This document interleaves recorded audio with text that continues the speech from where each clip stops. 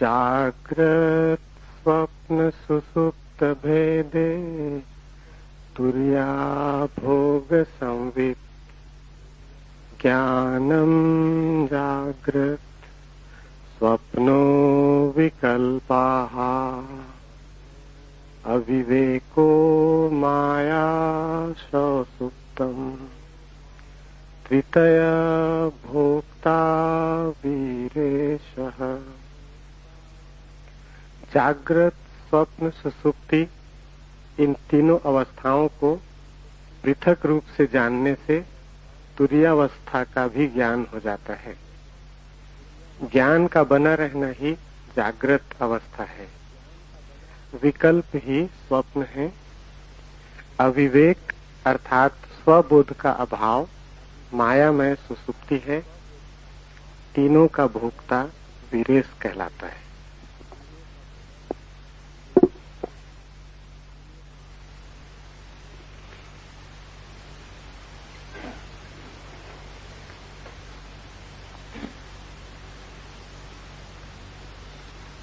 जागृत, स्वप्न और सुसुप्ति,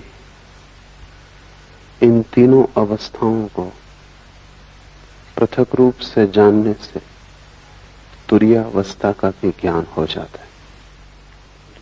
तुरीया है चौथी अवस्था। तुरीयावस्था का अर्थ है परम ज्ञान।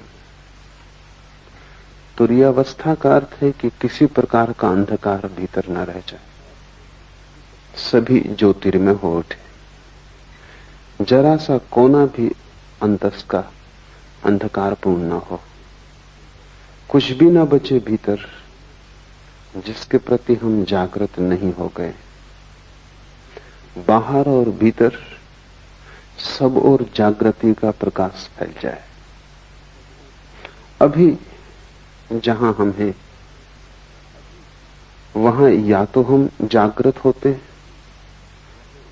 या हम स्वप्न में होते या हम सुसुप्ति में होते।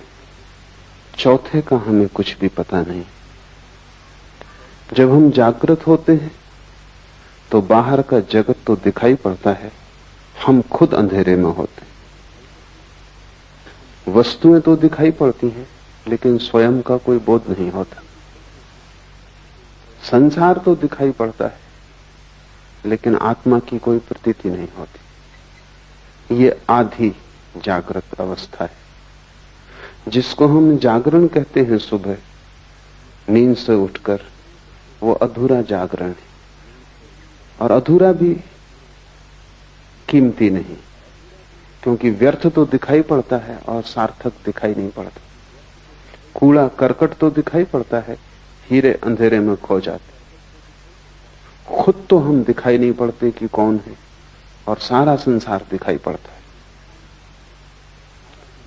दूसरी अवस्था है स्वप्न की। हम तो दिखाई पड़ते ही नहीं स्वप्न में, बाहर का संसार भी खो जाता है। सिर्फ संसार से बने हुए प्रतिबिंब मन में तैरते, उन्हीं प्रतिबिंबों को हम जानते और देखते। जैसे कोई दर्पण में देखता हो चांद को, या झील पर कोई देखता हो आकाश के तारों को। सुबह जागकर हम वस्तुओं को सीधा देखते हैं, स्वप्न में हम वस्तुओं के प्रतिबिंब देखते हैं, वस्तुएं भी नहीं दिखाई पड़ती। और तीसरी अवस्था है जिससे हम परिचित हैं, बाहर का जगत भी खो जाता है, वस्तुओं का जगत भी अंधेरे में हो जाता है, और प्रतिबिंब भी नहीं दिखाई पड़ते, स्वप्न भी तिरोहित हो जाता है। तब हम गहन अंधकार में पड़ जाते, उसी को हम सुसुप्ति कहते हैं। सुसुप्ति में न तो बाहर का ज्ञान रहता न भीतर का। जागृत में बाहर का ज्ञान रहता है, और जागृत और सुसुप्ति के बीच की एक मध्य कड़ी है स्वप्न, जहां बाहर का ज्ञान तो नहीं होता लेकिन बाहर की वस्तुओं से बने हुए प्रतिबिंब हमारे मस्तिष्क में तैरते हैं और उन्हीं का ज्ञान होता है। चौथी अवस्था है तुरीया, वही सिद्धावस्था है। सारी चेष्टा उसी को पाने के लिए, सब ध्यान सब योग तुरीयावस्था को पाने के उपाय। तुरीयावस्था का अर्थ है भीतर और बाहर दोनों का ज्ञान। अंधेरा कहीं भी नहीं, न तो बाहर और न भीतर, पूर्ण जागृति, जिसको हमने बुद्धत्व कहा है, महावीर ने जिनत्व कहा है। न तो बाहर अंधकार है न भीतर, सब तरफ प्रकाश हो गया है। वस्तुओं को भी हम जानते हैं, स्वयं को भी हम जानते हैं। ऐसी जो चौथी अवस्था है वो कैसे पाई जाए, इसके ही ये सूत्र है। पहला सूत्र है जागृत, स्वप्न और सुषुप्ति, इन तीनों अवस्थाओं को पृथक रूप से जान लेने से तुरीयावस्था का ज्ञान हो जाता है। अभी हम जानते तो हैं लेकिन पृथक रूप से नहीं जानते। जब हम स्वप्न में होते हैं तब हमें पता नहीं चलता कि मैं स्वप्न देख रहा हूं, तब तो हम स्वप्न के साथ एक हो जाते। सुबह जाग के पता चलता है कि रात सपना देखा, लेकिन अब तो वो अवस्था खो चुकी। जब अवस्था होती है तब हम पृथक रूप से नहीं जान पाते, तादात्म्य हो जाता है। स्वप्न में लगता है कि हम स्वप्न हो गए, सुबह जाग के लगता है कि अब हम स्वप्न नहीं है, लेकिन अब हमारा तादात्म्य जागृत से हो जाता है। हम कहते हैं अब मैं जाग गया, लेकिन तुमने कभी सोचा कि रात तुम फिर सो जाओगे और ये तादात्म्य भी भूल जाएगा, फिर सपना आएगा और तुम सपने के साथ एक हो जाओगे। जो भी तुम्हारी आंख पर आ जाता है तुम उसी के साथ एक हो जाते हो, जबकि तुम सभी से पृथक हो। ये ऐसा ही है जैसे वर्षा आए और तुम समझने लगो कि मैं वर्षा हो गया, फिर गर्मी आए और तुम समझो कि मैं गर्मी हो गया, और फिर शीत आए और तुम समझो कि मैं शीत हो गया। लेकिन ये तीनों मौसम तुम्हारे आसपास हैं, तुम इन तीनों से अलग हो। बचपन था तो तुमने समझा कि मैं बच्चा हूं, जवान हुए तो तुमने समझ लिया कि मैं जवान हूं, बूढ़े हुए तो तुम समझ लोगे कि मैं बूढ़ा हूं, लेकिन तुम तीनों के पार हो। अगर तुम पार न होते तो बच्चा जवान होता कैसे? तुम्हारे भीतर कुछ है जो बचपन को छोड़ सका और जवान हो सका। वो कुछ बचपन और जवानी दोनों से अलग है। स्वप्न में तुम खो जाते हो, जागकर फिर तुम्हें लगता है सपना झूठ था। तुम्हारे भीतर कोई चेतना का तत्व है जो यात्रा करता है। स्वप्न, सुषुप्ति, जागृत तुम्हारे यात्रा के पड़ाव हैं, तुम नहीं हो। और जैसे ही तुम इस बात को समझ पाओगे कि तुम पृथक हो, अलग हो, वैसे ही चौथे का जन्म शुरू हो जाएगा। वो पृथकता ही चौथा है। महावीर ने इसके लिए बहुत कीमती शब्द प्रयोग किया। महावीर कहते हैं भेद विज्ञान। वे कहते हैं सारा विज्ञान अध्यात्म का भेद को साफ साफ कर लेने में वही इस शिव सूत्र का अर्थ है कि तुम्हें तीनों अवस्थाएं अलग अलग हैं, इसका पता चल जाए। जैसे ही तीनों अवस्थाओं को तुम अलग अलग जान लोगे, तुम ये भी जान लोगे कि मैं तीनों से अलग हूं। तुम्हें भेद की कला आ गई। अभी हमारी मनोदशा ऐसी है कि जो भी हमारे सामने होता है हम उसी के साथ एक हो जाते। किसी ने तुम्हें गाली दी, क्रोध उठा, उस क्षण में तुम क्रोध के साथ एक हो जाते। तुम भूल ही जाते हो कि क्षण भर पहले क्रोध नहीं था, तब भी तुम थे। क्षण भर बाद क्रोध फिर चला जाएगा, तब भी तुम रहोगे। तो क्रोध बीच में आया हुआ धुआं है। उसने तुम्हें कितना ही घेर लिया हो, लेकिन वो तुम्हारा स्वभाव नहीं। चिंता आती है तो चिंता का बादल घिर जाता है, सूरज छिप जाता है, तुम भूल ही जाते हो कि मैं पृथक हूं। सुख आता है तो तुम नाचने लगते हो, दुख आता है तो तुम रोने लगते हो।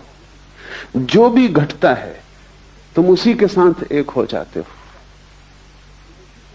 तुम्हें अपनी पृथकता का कोई बोध नहीं। इसे धीरे धीरे अलग करना सीखना होगा। हर स्थिति में अलग करना सीखना होगा। भोजन करते वक्त जानना कि जो भोजन कर रहा है वो शरीर है। भूख लगे तो जानना कि जिससे भूख लगी है वो शरीर है। मैं सिर्फ जानने वाला हूं। चेतना को कोई भूख लग भी नहीं सकती। गर्मी लगे और पसीना बहे तो जानना कि वो शरीर पर घट रहा है। इसका यह अर्थ नहीं कि तुम गर्मी में बैठे रहना और पसीना बहने देना। हटना, सुविधा बनाना, लेकिन शरीर के लिए ही सुविधा बनाई जा रही। तुम सिर्फ जानने वाले हो। धीरे धीरे प्रत्येक घटना जो तुम्हें घेरती है तुम उससे अपने को अलग करते जाना। कठिन है पृथक करना, क्योंकि बहुत बारीक फासला है। सीमा रेखा साफ नहीं है, क्योंकि अनंत जन्मों में तुमने तादात्म्य करना ही सीखा है, तोड़ना नहीं सीखा है। तुमने हमेशा अपने को जोड़ना सीखा है स्थितियों के साथ। तुम तोड़ने की बात ही भूल गए। इसका नाम ही बेहोशी है, ये जो तुमने जोड़ना सीख लिया है। एक सुबह मुल्ला नसरुद्दीन अस्पताल में अपने मित्र के पास बैठा। मित्र ने आंख खोली और उसने कहा कि नसरुद्दीन क्या हुआ? मुझे कुछ याद भी नहीं आता। नसरुद्दीन ने कहा कि रात तुम जरा ज्यादा पी गए और फिर तुम खिड़की पे चढ़ गए और तुमने कहा कि मैं उड़ सकता हूं, और तुम उड़ गए। 3 मंजिल मकान पर थे। घटना जाहिर है, सब हड्डियां पसलियां टूट गई। मित्र ने उठने की कोशिश की और कहा कि नसरुद्दीन, और तुम वहां थे और तुमने ये होने दिया, और तुम किस तरह के मित्र हो? नसरुद्दीन ने कहा ये बात मत उठाओ। उस समय तो मुझे भी लग रहा था कि तुम ये कर सकते हो। यही नहीं, अगर मेरे पजामे का नाड़ा थोड़ा ढीला ना होता तो मैं तुम्हारे साथ आ रहा था। वो तो कहां उड़ने में पजामा संभालूंगा, इसलिए मैं रुक गया और बच गया। तुम ही थोड़ी पी गए थे, मैं भी पी गया था। बेहोशी का अर्थ है जो भी चित्त में दशा आ जाए उसी के साथ एक हो जाना। शराबी को एक ख्याल आ गया कि उड़ सकता हूं, तो अब वो भेद नहीं कर सकता। सोचने के लिए जगह नहीं, विवेक के लिए सुविधा नहीं, इसी के साथ एक हो गया। तुम्हारा जीवन इसी शराबी जैसा है।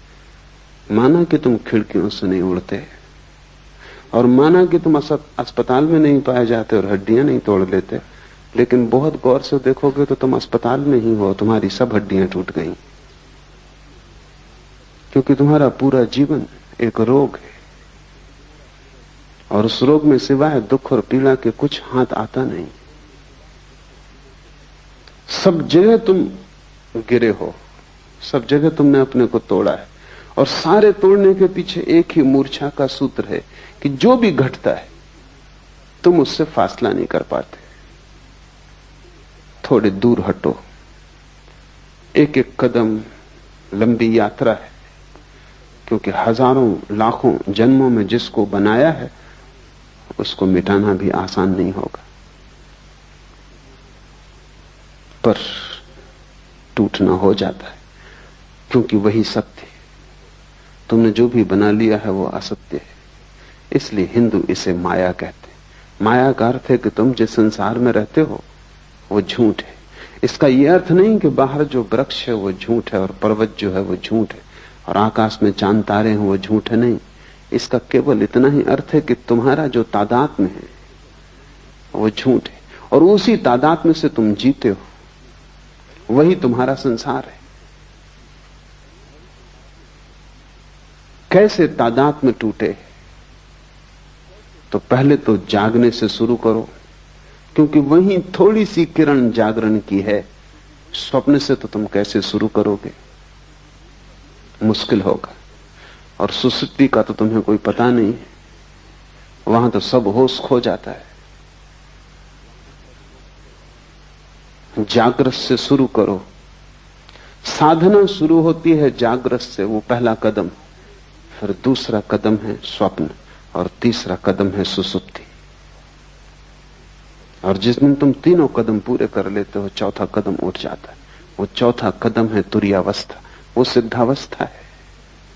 जागृत से शुरू करो, क्योंकि वही रास्ता है, इसलिए उसको जागृत कहा है। वो जागृत है भी नहीं, क्योंकि कैसी जागृति जब तुम वस्तुओं में खोए हुए हो और अपने प्रति तुम्हें कोई भी होश नहीं। इसको क्या जागरण कहना, नाम मात्र को जागरण है, लेकिन इसको जागृत कहा है।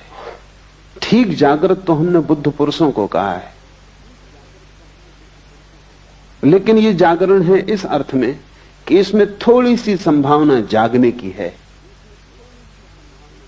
तो पहले तुम जागरण से शुरू करो।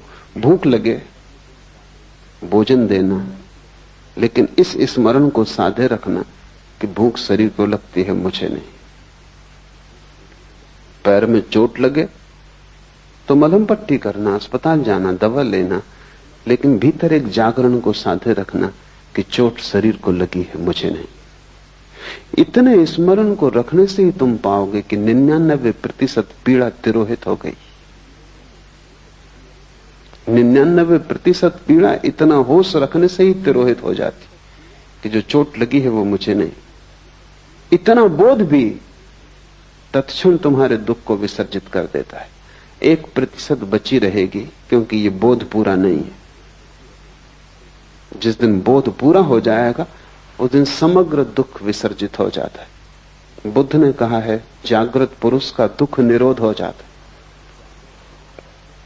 तुम उसे दुख नहीं दे सकते, तुम उसके हाथ पैर काट सकते हो, तुम उसकी हत्या कर सकते हो, तुम उसे आग में जला सकते हो, लेकिन दुख नहीं दे सकते। क्योंकि प्रतिपल जो भी घट रहा है वो उससे अलग है। तो जागने से शुरू करो। रास्ते पे चलना जरूर, लेकिन ध्यान रखना कि तुम नहीं चल रहे हो, शरीर ही चल रहा है। तुम कभी चले भी नहीं। तुम चलोगे कैसे? आत्मा का कोई पैर है कि वो चल सके? आत्मा का कोई पेट है कि उसे भूख लग सके? आत्मा की कोई भी वासना नहीं है, सभी वासना शरीर की। आत्मा निर्वासना है, इसलिए न चलती है न चल सकती है। तुम्हारा शरीर ही चल रहा है। इसे जब तक होश रहे संभालने की कोशिश करो। धीरे धीरे धीरे एक बड़ा अनूठा आह्लादकारी अनुभव होगा कि रास्ते पर तुम चलते हुए अचानक किसी दिन पाओगे कि तुम्हारे भीतर 2 हिस्से हो गए।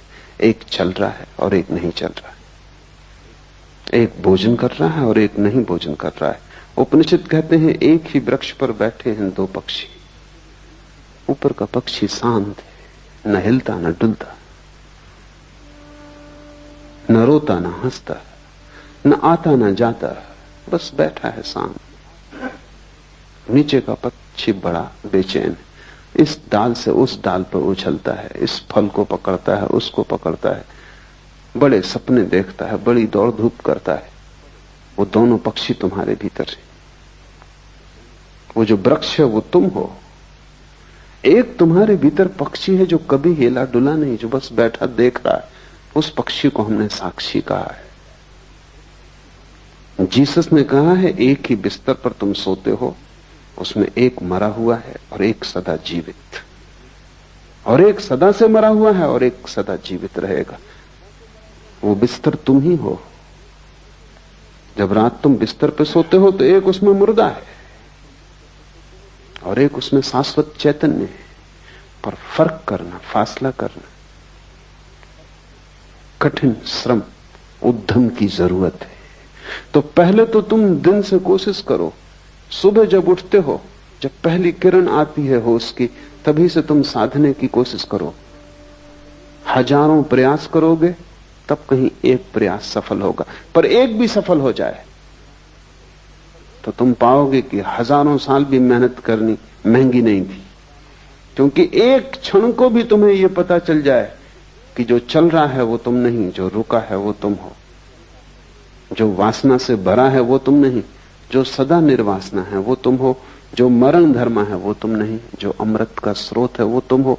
एक क्षण को भी इसका पता चल जाए तो एक क्षण को भी तुम महावीर या बुद्ध हो जाओ या शिवत्व को उपलब्ध हो जाओ तो तुमने महासंपदा का द्वार खोल लिया। फिर यात्रा सरल है। स्वाद के बाद यात्रा बड़ी सरल है, स्वाद के पहले ही सारी कठिनाई है। दिन से शुरू करो, और अगर तुमने दिन से शुरू किया तो तुम धीरे धीरे सफल हो जाओगे, स्वप्न में भी। गुरुजी इस सदी का एक बहुत बड़ा गुरु, महागुरु, वो अपने साधकों को पहले तो दिन में होश रखना सिखाता था, फिर स्वप्न में होश रखना सिखाता था। तो उसकी प्रक्रिया थी कि जब तुम सोने लगो तब एक ही बात स्मरण रखो कि ये स्वप्न है। अभी स्वप्न शुरू नहीं हुआ, तुम अभी जागे हो, तभी से तुम ये सूत्र अपने भीतर दोहराने लगो कि जो मैं देख रहा हूं ये स्वप्न है। कमरे को चारों तरफ देखो और ये भाव मन में गहरा करो कि जो मैं देख रहा हूं ये स्वप्न है। बिस्तर को छुओ और ये भाव गहरा करो कि जो मैं छू रहा हूं ये स्वप्न है। अपने हाथ को ही अपने हाथ से स्पर्श करो और अनुभव करो कि जो मैं छू रहा हूं ये स्वप्न है। ऐसे भाव को करते करते तुम सो जाओ, ये भाव की सतत धारा तुम्हारे भीतर बनी रहेगी। कुछ ही दिनों में तुम पाओगे कि बीच स्वप्न में तुम्हें अचानक याद आ जाता है कि ये स्वप्न है, और जैसे ही याद आता है स्वप्न उसी क्षण टूट जाता है, क्योंकि स्वप्न के चलने के लिए मूर्छा जरूरी है।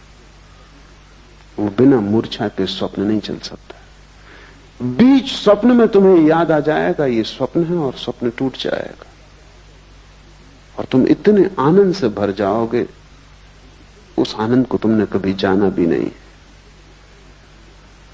नींद टूट जाएगी, स्वप्न बिखर जाएगा और एक गहरा प्रकाश तुम्हें घेर लेगा। ज्ञानी पुरुष के स्वप्न तिरोहित हो जाते, क्योंकि नींद में भी वो स्मरण रख पाता है कि ये स्वप्न है। भारत ने इसके बड़े अनूठे प्रयोग किए। शंकर वेदांत में सारे जगत को माया की जो धारणा है वो इसी का एक प्रयोग है। सन्यासी को 24 घंटे स्मरण रखना है कि जो भी हो रहा है सब स्वप्न है। जागते भी, रास्ते से गुजरते, बाजार में बैठे हुए भी स्मरण रखना है कि जो भी है सब स्वप्न है। ये क्यों? ये एक प्रयोग है, एक प्रक्रिया है, एक विधि है। अगर तुमने 8 घंटे जागते में स्मरण रखा कि जो भी हो रहा है ये स्वप्न है, तो ये स्मरण इतना गहरा हो जाएगा कि जब रात स्वप्न भी चलेगा तब तुम वहां भी याद रख सकोगे, वहां भी तुम याद रख सकोगे कि ये स्वप्न। अभी तुम याद नहीं रख पाते। अगर ठीक से समझो तो अभी भी तुम उल्टे अर्थों में यही कर रहे हो। 24 घंटे जब तुम जागते हो तब तुम समझते हो जो भी देख रहा हूं ये सत्य है। इसी प्रतीति के कारण रात सपने को देख के भी तुम समझते हो कि जो मैं देख रहा हूं वो सत्य है, क्योंकि ये प्रतीति गहरी हो जाती। सपने से झूठा और क्या होगा। और तुमने कितनी बार रोज सुबह उठ के नहीं पाया कि सपना झूठा है, व्यर्थ है, लेकिन फिर दोबारा तुम सोते हो और फिर वही भूल होती। क्यों ये भूल बार बार होती? इस भूल के पीछे कोई बहुत गहरा कारण होना चाहिए। वो कारण यह है कि तुम जो भी देखते हो जागृत में उसको तुम समझते हो ये सत्य है। जब सब कुछ देखा हुआ तुम सत्य मानते हो तो रात तुम सपने को देखते हो, उसको तुम असत्य कैसे मानोगे? उसको भी तुम सत्य मान लेते हो। इससे उल्टा प्रयोग माया का है। तुम जो भी देखते हो उसे दिन भर स्मरण रखते हो कि यह असत्य, बार बार भूलते हो, फिर याद को संभालते हो, फिर स्मरण लाते हो कि यह असत्य है। ये सब जो मैं देख रहा हूं चारों तरफ एक बड़ा नाटक है, और मैं दर्शक से ज्यादा नहीं। मैं भोगता नहीं हूं, करता नहीं हूं, सिर्फ साक्षी हूं। इस भाव को अगर तुम संभालते हो तो इसकी भीतर धारा बन जाती। तब रात सपना टूट जाता है, और जिसका सपना टूट गया उसकी बड़ी उपलब्धि है। जब सपना टूट जाए तो फिर तीसरा चरण उठाया जा सकता है।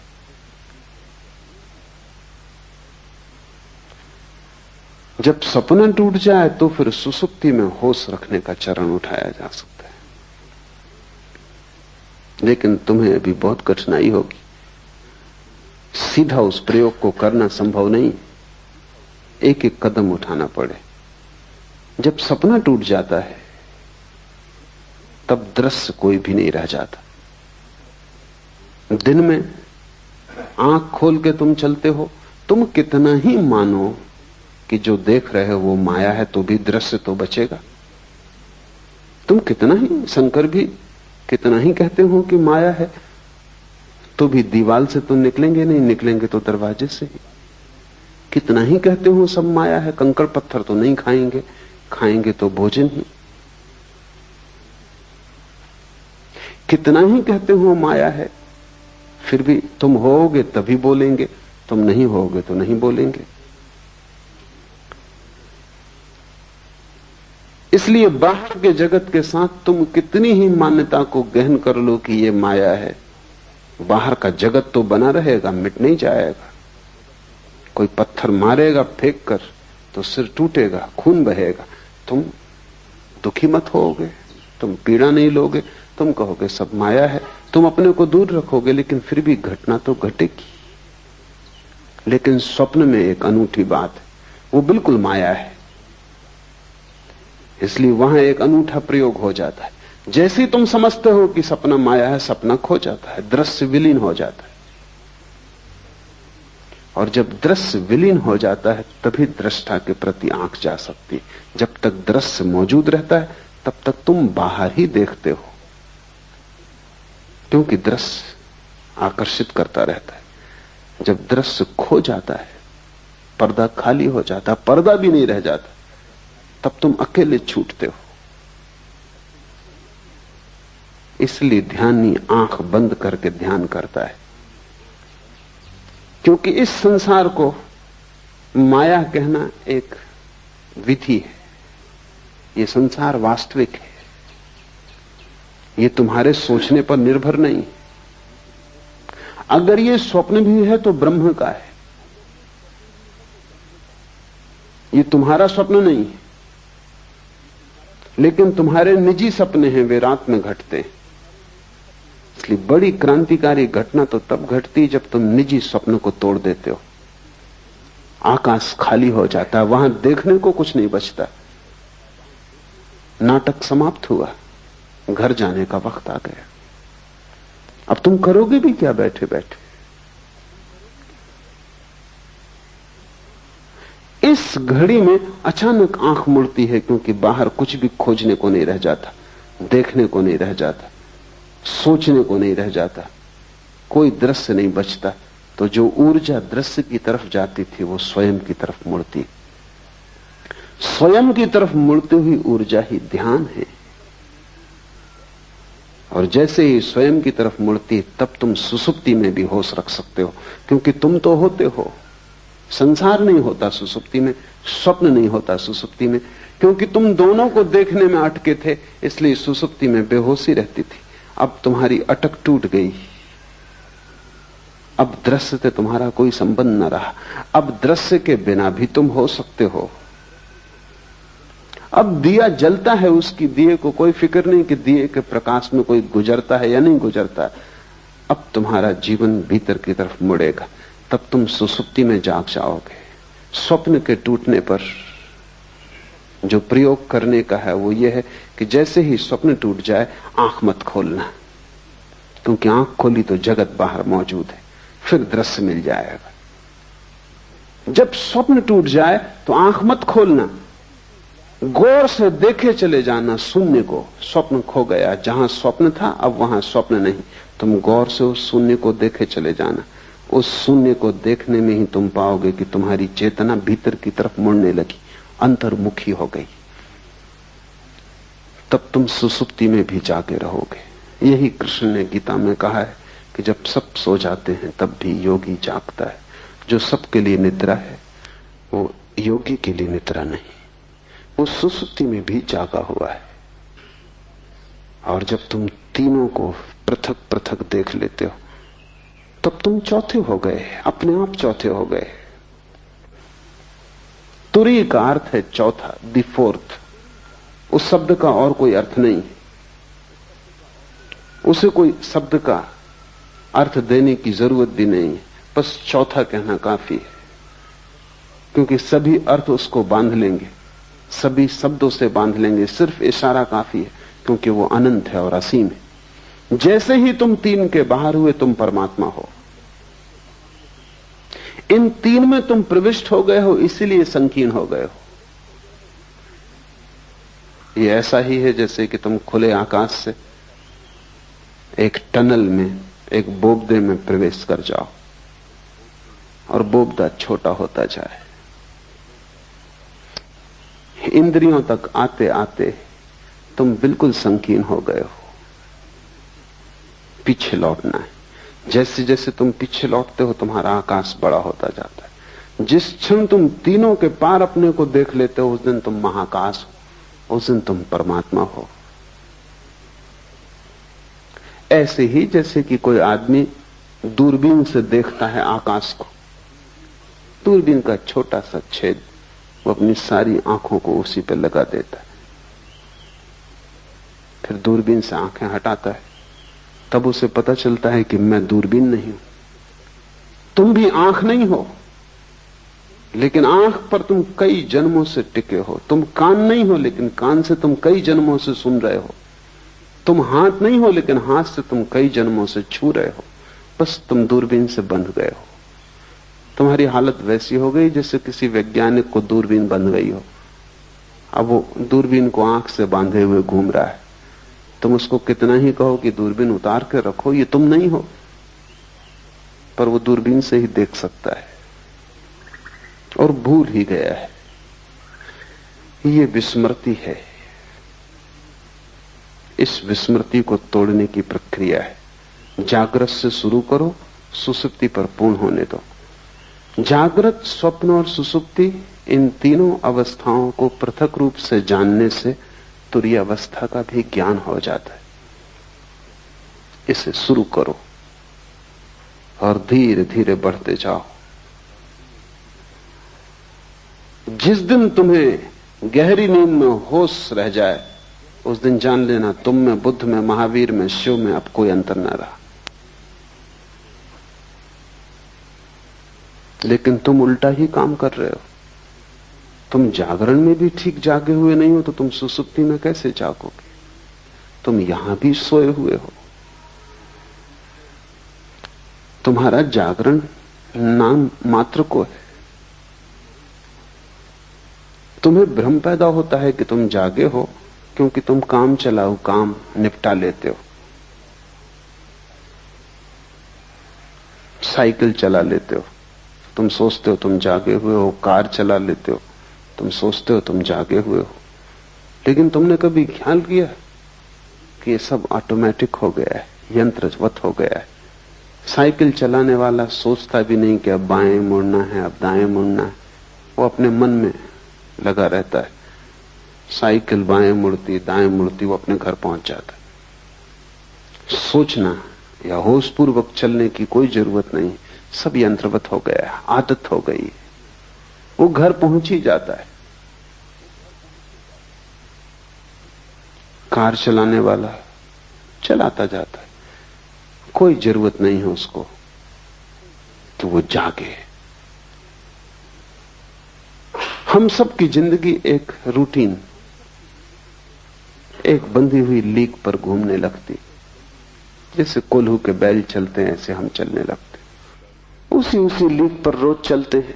किसी की लीक थोड़ी बड़ी, किसी की थोड़ी छोटी, किसी की थोड़ी सुंदर, किसी की थोड़ी कुरूप, लेकिन लीक होने में कोई फर्क नहीं है। तुम्हारी जिंदगी एक कोल्हू के बैल की भांति है। सुबह उठते हो, एक धारा चलती है, रात सो जाते हो, एक वर्तुल पूरा हुआ, फिर सुबह उठते हो, फिर वही। ये सब इतनी बार तुमने दोहराया है कि अब होश रखने की कोई जरूरत ही नहीं। ये बेहोशी में ही हो जाता है। समय पर भूख लग जाती है, समय पर नींद आ जाती है, समय पर उठ के तुम बाजार चल पड़ते हो। तुम पूरी जिंदगी को ऐसे सोए सोए एक वर्तुल में गुजार रहे हो। कब जागोगे? कब एक झटका दोगे अपने को? कब इस लीक से उठोगे? कब कहोगे कि मैं कोल्हू का बैल होने को राजी नहीं हूं?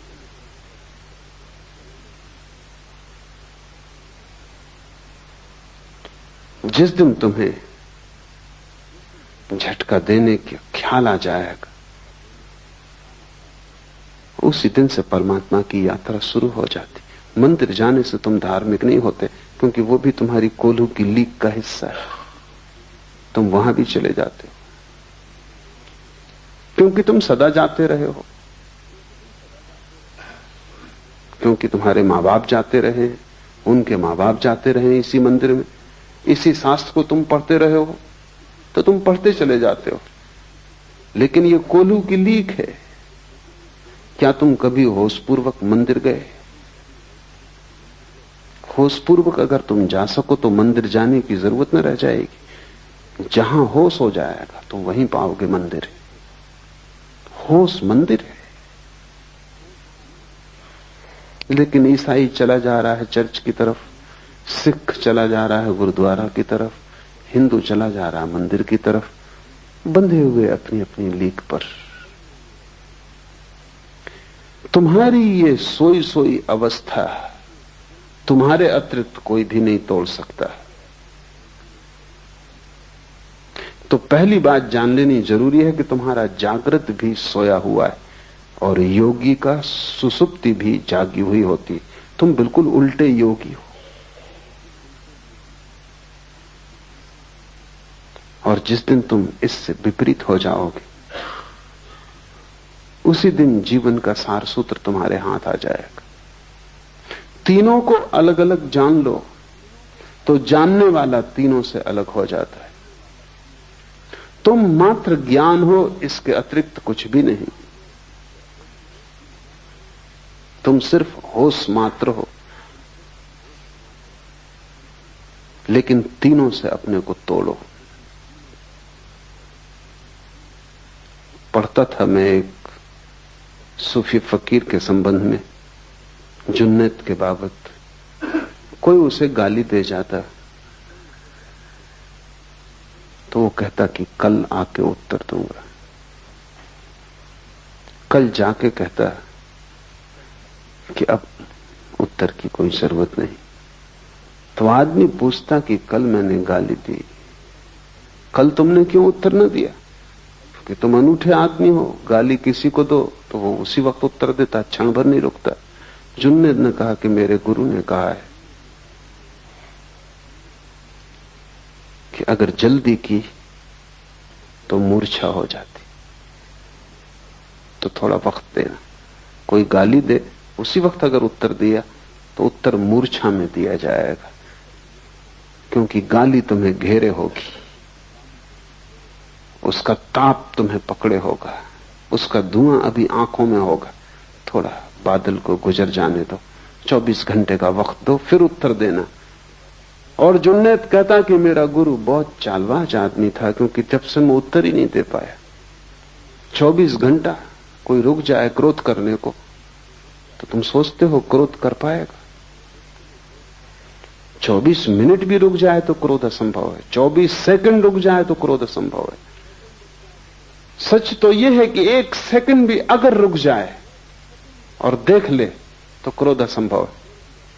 लेकिन तुम रुकते ही नहीं। उधर किसी ने गाली दी, जैसे किसी ने बिजली का बटन दबाया, इधर तुम्हारा पंखा चला। इसमें रत्ती भर का फासला नहीं है, इसमें जरा सी भी संद नहीं है, और तुम सोचते हो कि तुम बड़े होशपूर्ण हो। तुम मालिक भी नहीं हो अपने। बेहोश आदमी अपना मालिक हो भी नहीं सकता। कोई भी बटन दबाता है और तुम्हें चलाता है। कोई आया, तुम्हारी खुशामद की और तुम खिलखिला गए, गदगद हो गए।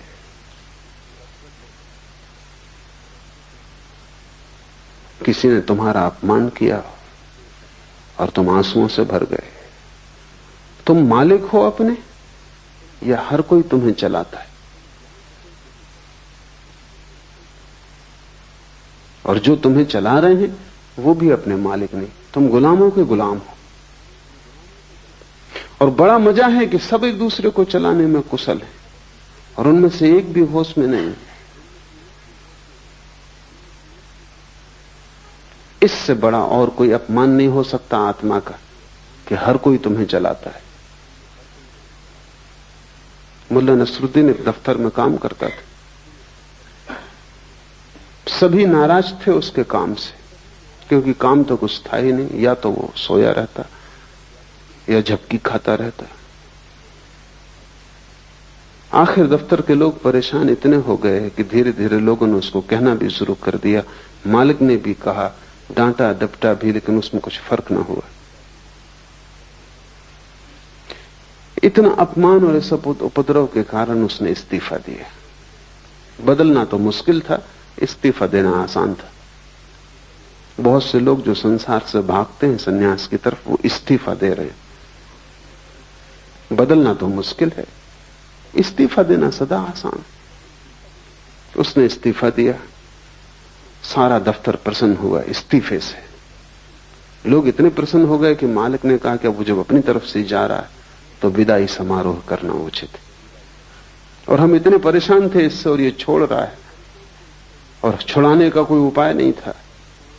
एक बोझ हो गया था, इसलिए ठीक से, और सच में ही खुश थे वो, इसलिए विदाई समारोह काफी अच्छी तरह आयोजित किया। मिठाई, खाना पीना सब इकट्ठे हुए। नसरुद्दीन बड़ा हैरान हुआ, और सभी ने दो दो शब्द उसकी प्रशंसा में भी कहे। क्योंकि विदाई के वक्त नसरुद्दीन खड़ा हुआ गदगद, आंख से आंसू झर रहे हैं।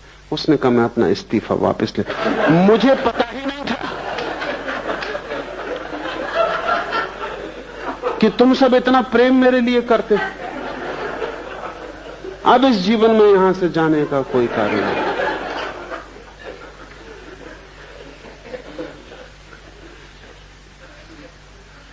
हम संचालित हो रहे हैं, और अक्सर यह होता है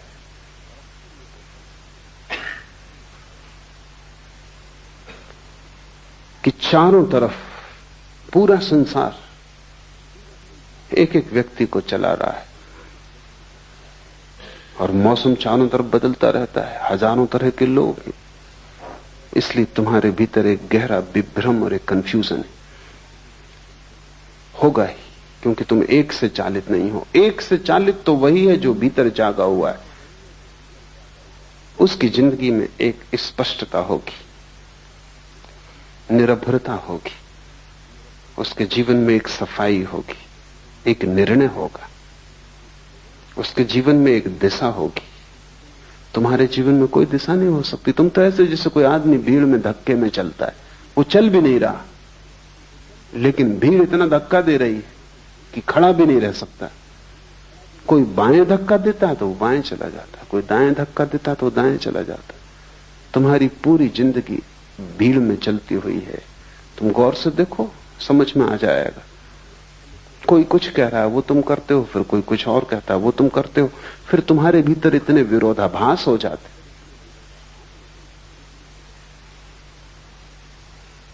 एक आदमी मेरे परिचित हैं, चोट लग गई थी, थोड़ी सी चोट थी, रिक्शा उलट गया था, फिर अस्पताल से भी छूट गए, फिर 6 महीने भी बीत गए, भले चंगे भी हो गए, लेकिन फिर भी वो अपनी बैसाखी। तो मैं उनको पूछा, कब ये बैसाखी कब छोड़ोगे? कहते, छोड़ना तो मैं भी चाहता हूं, मेरा डॉक्टर कहता है बेकार है, लेकिन मेरा वकील कहता है अभी रखो, जब तक मुकदमा तय ना हो जाए। तो किसकी सुनूं? तुम्हारा वकील कुछ कहता, तुम्हारा डॉक्टर कुछ कहता, पत्नी कुछ कहती, पति कुछ कहता, बेटा कुछ कहता, बाप कुछ कहता। चारों तरफ तुम्हें चलाने वाले मालिक, करोड़ों मालिक हैं, और तुम अकेले हो, और तुम सबकी सुनते हो। जो भी दबा देता है उसी की सुनते हो। तब तुम्हारे भीतर सब दरारें बढ़ जाती हैं, खंड खंड हो जाता है व्यक्तित्व। जब तक तुम भीतर की न सुनोगे तब तक तुम अखंड नहीं हो सकते। मैं सन्यासी उसे कहता हूं जिसने भीतर की आवाज सुननी शुरू कर दी, और जब वो भीतर की आवाज पर सब दांव लगाने को राजी। लेकिन भीतर की आवाज तुम्हें समझ में भी ना आएगी जब तक तुम बेहोश हो। तब तक अगर तुमने भीतर की आवाज समझी भी कि ये भीतर की है तो वो भीतर की ना होगी, वो भी बाहर की आवाज होगी। बेहोश आदमी को भीतर की आवाज का क्या पता। नहीं तो दिल्ली में बैठे सभी राजनीतिक अंतरात्मा की आवाज की बात करते हैं। इंदिरा, गिरी, अंतरात्मा की आवाज। अंतरात्मा का पता कैसे सोए हुए आदमी को? कौन सी आवाज अंतरात्मा की तुम्हें कैसे पता? जो भी आवाज तुम्हारी वासनाओं को तृप्त करती मालूम पड़ती, अंतर्वासना की आवाज, उसे तुम अंतरात्मा की आवाज कहते हो।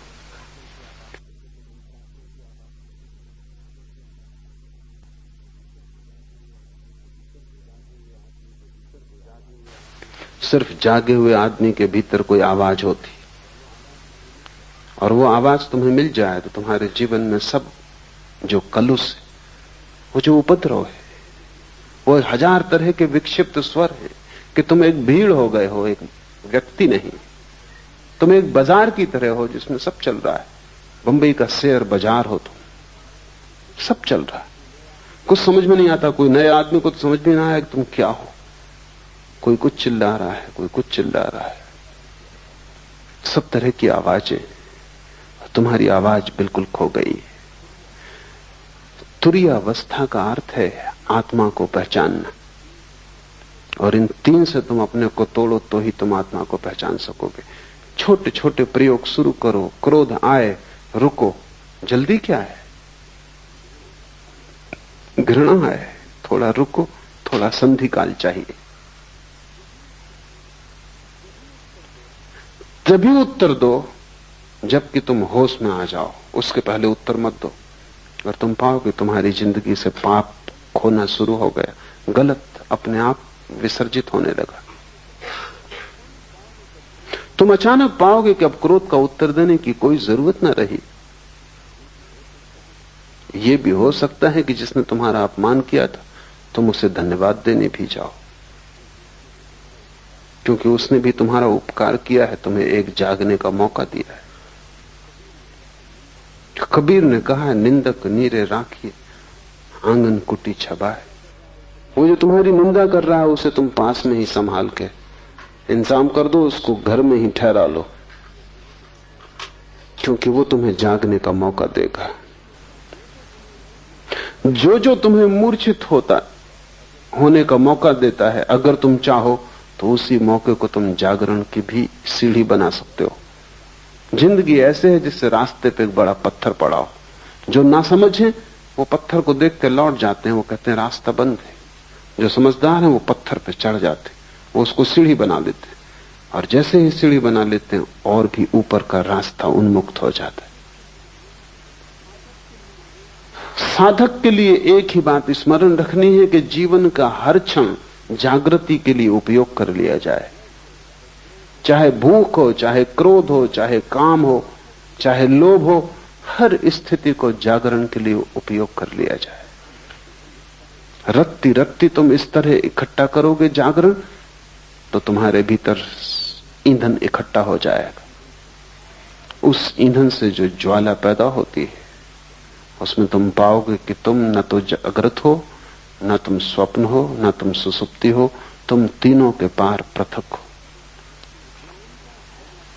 ज्ञान का बना रहना ही जागृत अवस्था है। बाहर की वस्तुओं के ज्ञान का बना रहना जागृत अवस्था है। विकल्प ही स्वप्न है। मन में विचारों का तंतुजाल, विकल्पों का, कल्पनाओं का फैलाव स्वप्न है। अविवेक अर्थात स्वबोध का अभाव सुसुप्ति है। ये 3 अवस्थाएं हैं जिनमें हम गुजरते हैं। लेकिन जब हम एक से गुजरते हैं तो हम उसी के साथ एक हो जाते हैं।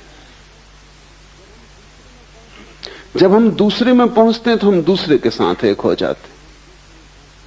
जब हम तीसरे में पहुंचते हैं तो तीसरे के साथ एक हो जाते हैं। इसलिए हम तीनों को अलग अलग नहीं देख पाते। अलग देखने के लिए थोड़ा फासला चाहिए, परिपेक्ष चाहिए। अलग देखने के लिए थोड़ी सी जगह चाहिए। तुम्हारे और जिसे तुम देखते हो दोनों के बीच में थोड़ा रिक्त स्थान चाहिए। तुम आईने में भी अगर बिल्कुल सिर लगा के खड़े हो जाओ तो अपना प्रतिबिंब न देख पाओगे, थोड़ी दूरी चाहिए। और तुम इतने निकट खड़े हो जाते हो जागृत के, स्वप्न के, सुसुप्ति के, कि तुम बिल्कुल एक ही हो जाते हो।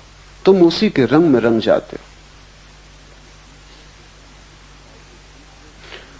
और ये दूसरे के रंग में रंग जाने की आदत हमारी इतनी गहन हो गई है कि हमें पता भी नहीं चलता, और इसका शोषण किया जाता है।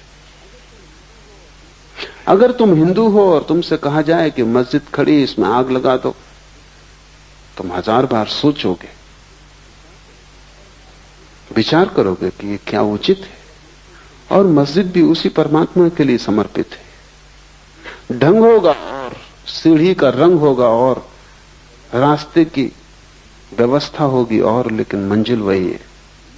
लेकिन हिंदुओं की एक भीड़ मंदिर मस्जिद को आग लगाने जा रही हो, तुम उस भीड़ में हो, तब तुम नहीं सोचते, क्योंकि तुम भीड़ के रंग में रंग जाते हो। तब तुम मस्जिद को जला दोगे। और बाद में कोई अगर तुमसे पूछेगा कि तुम ये कैसे कर सके, तो तुम भी सोचोगे और कहोगे कि आश्चर्य है कि मैं कैसे कर सका। अकेले तुम ये ना कर पाते, लेकिन भीड़ में तुम क्यों खो गए? क्योंकि खोने की तुम्हारी आदत है। कोई मुसलमान इतना बुरा नहीं है अकेले में जितना भीड़ के साथ बुरा होता है। कोई हिंदू इतना बुरा नहीं है अकेले में जितना भीड़ के साथ बुरा होता है। किसी अकेले आदमी ने इतने पाप नहीं किए जितने भीड़ ने पाप किए। क्यों? क्योंकि भीड़ तुम्हें रंग देती, तुम भीड़ के रंग में एक हो जाते हो। अगर भीड़ क्रोध से भरी है, तुम अचानक पाते हो तुम्हारे भीतर क्रोध जग रहा है। अगर भीड़ रो रही है, चीख रही, चिल्ला रही, तो तुम रोने, चीखने, चिल्लाने लगते हो। अगर भीड़ प्रसन्न है, तुम अपना दुख भूल जाते हो, प्रसन्न हो जाते हो। ख्याल करो, तुम किसी के घर गए हो, कोई मर गया है, वहां अनेक लोग रो रहे हैं, अचानक तुम पाते हो तुम्हारे भीतर भी रुदन उठा आ रहा है। शायद तुम सोचते होगे कि तुम बड़े करुणावान हो, शायद तुम सोचते हो कि तुम बड़ी दया और प्रेम से भरे हुए व्यक्ति हो, शायद तुम सोचते हो कि सहानुभूति के कारण ये आंसू आ रहे हैं, तो तुम गलती में हो। क्योंकि घर भी तुमने ये खबर सुनी थी कि वो आदमी मर गया, तब तुम्हें कुछ भी ना हुआ था, क्योंकि तुम अकेले थे। तब तुमने सोचा होगा कि ठीक है, मरना जीना लगा ही रहता है। बजाय इसके कि आदमी मर गया, इससे तुम्हें दुख होता, तुम्हें यही झंझट आई होगी कि अब जाना पड़ेगा और संवेदना प्रकट करनी पड़ेगी। और 25 दूसरे काम थे, अब एक और उपद्रव बीच में आ गया। और ये आदमी था ही ऐसा, बेवक्त मरा। कोई वक्त था आज मरने का? ये तुम्हारे विचार रहे होंगे। लेकिन तुम जब घर में पहुंचोगे और वहां तुम लोगों को रोते देखोगे, भीड़ जब वहां दुखी हो रही होगी, तुम अचानक पाओगे तुम्हारे भीतर भी बड़े भाव उठ। ये भाव 2 कौड़ी के और खतरनाक है, क्योंकि भीड़ तुम्हें रंगे दे रही है। तुम अपने को बचाना। ऐसी सहानुभूति किसी मतलब की नहीं जो भीड़ से आती हो, जो तुम्हारे हृदय से ना आती हो। तुमने देखा कि दुखी, बेचैन, परेशान लोग भी होली के हुल्लड़ में बड़े आनंदित दिखाई पड़ने लगते। वो भी नाचने गाने लगते, गुलाल उड़ाने लगते। जिनकी जिंदगी में गुलाल बिल्कुल भी नहीं है, और जिनकी जिंदगी में कभी कोई खुशी, कोई गीत नहीं देखा गया, अचानक रास्तों पर रंग फेंक रहे। हुआ क्या इनको? यही आदमी कल चला जा रहा था, मरा मरा, इसका पैर नहीं उठ रहा था, इसकी जिंदगी ऐसी थी जैसे सुसुप्त, और यही आदमी आज नाच रहा है। भीड़ ने रंग दिया ऐसे। साधक को भीड़ से सावधान होना चाहिए। तुम अपनी आवाज खोजो, अपना स्वर खोजो। भीड़ तुम्हें सदा से धक्के दे रही है, और तुम भीड़ के साथ, जो भीड़ तुम्हें बनाती है वही तुम हो जाते हो। ये क्यों हो पाता है? ये इसलिए हो पाता है कि तुम पृथकता अपनी अनुभव नहीं करते, और जहां भी तुम्हें अपनी पृथकता खोने का मौका मिलता है तुम तत्क्षण खो देते हो। तुम उधार बैठे हो कि कहीं भी डूब जाओ।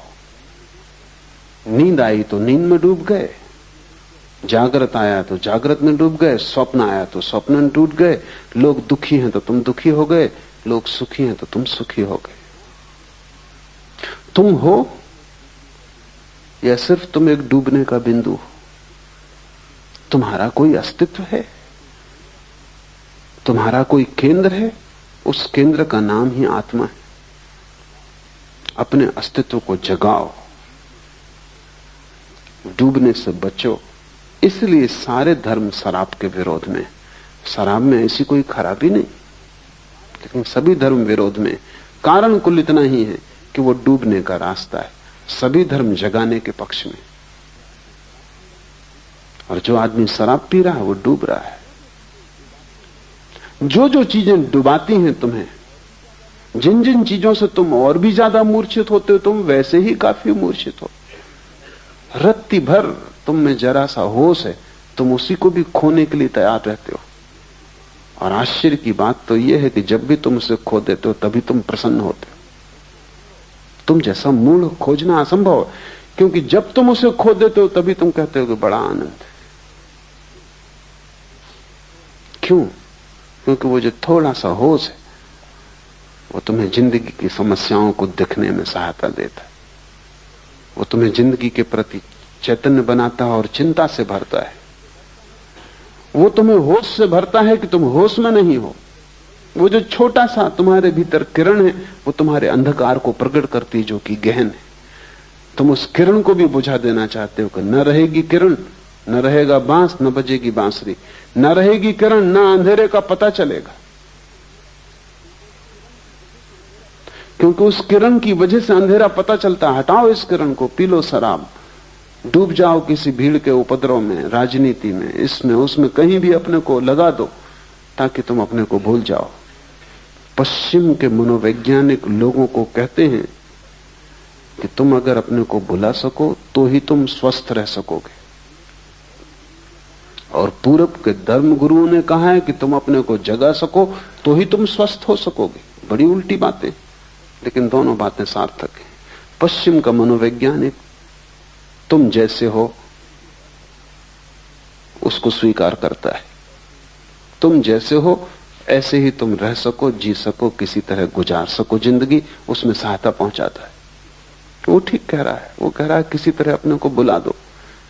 ज्यादा चैतन्य खतरनाक है, क्योंकि तुम चिंता से भर जाओगे, क्योंकि तब तुम्हें सब चीजें दिखाई पड़नी शुरू हो जाएंगी और कुछ भी ठीक नहीं है इस जिंदगी में, सब गड़बड़ है, सब अस्त व्यस्त है। तो बेहतर तुम आंख बंद कर लो, प्रसन्न रहो। क्या जरूरत है इस सारे समस्या को देखने की? लेकिन पूरब के धर्मगुरु तुम्हें स्वीकार नहीं करते। वो कहते हैं तुम तो रुग्ण हो, तुम तो विक्षिप्त हो ही, तुम्हें पहले शांति की जरूरत नहीं है। कोई चिंता नहीं, अगर चिंता बढ़े और तुम्हारे भीतर बेचैनी आए, कोई हर्ज नहीं, क्योंकि उसी के द्वारा तुम बदलोगे, क्रांति होगी। ये तो ऐसा है जैसे एक आदमी कैंसर से पड़ा है और हम कुछ भी नहीं कर सकते, तो हम उसको मार्फिया देते कि तुम अपना आराम से तो पड़े रहो। लेकिन पूरब के धर्मगुरु कहते हैं मार्फिया से जीवन क्रांति नहीं होती। जगाओ, रूपांतरण हो सकता है। और आदमी जैसा है ये उसकी अंतिम अवस्था नहीं, ये उसकी प्रथम अवस्था तक नहीं। ये तो यात्रा के बिल्कुल बाहर ही खड़ा है, द्वार के। अभी इसने भीतर प्रवेश भी नहीं किया। महा आनंद की संभावना है, लेकिन तुम जैसे हो सोए,